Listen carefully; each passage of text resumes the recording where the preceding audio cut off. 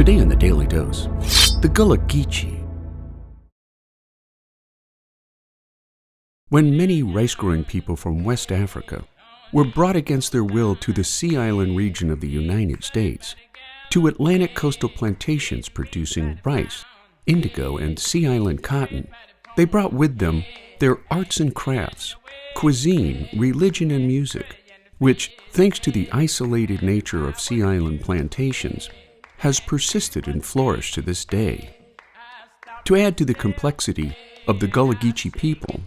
who still live in a heritage corridor from Pender County, North Carolina to St. Johns County, Florida, the Gullah Geechee language began as a simplified and common way to communicate among slave traders, various ethnic groups from Africa, and slave owners in the coastal South, creating a unique Creole language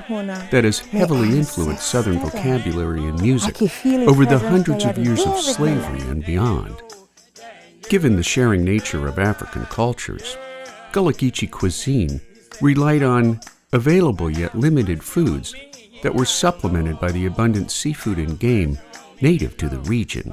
keeping alive their African methods of seasoning, preparation, and colorful presentation of Gullah Geechee cuisine. And since Gullah Geechee plantation cooks were primarily enslaved women, much of the southern flavors we know today stem from the ancestral creativity of early enslaved chefs. The Gullah Geechee also brought their rich musical traditions into the Sea Island region, which evolved out of the conditions of their lives, creating a musical style that has since heavily influenced many genres of American music, including gospel, ragtime, rhythm and blues, soul, hip-hop, and jazz.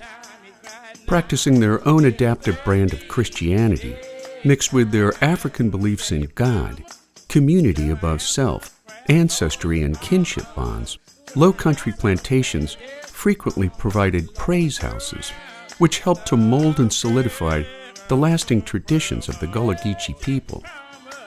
Designated by an act of Congress on October 12, 2006, to the National Heritage Areas Act of that same year, the Gullah Geechee Cultural Heritage Corridor has been charged with recognizing, sustaining, and celebrating the Gullah Geechee people, while a commission supported by public and private funding has been tasked with preserving the culture of the Gullah Geechee for the benefit and education of the public, making the Gullah Geechee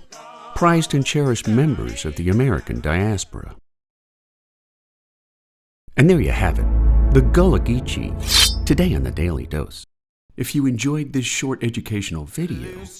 consider giving the filmmakers a YouTube super thanks from as little as $1, so that you too can feed the filmmakers who feed your brain.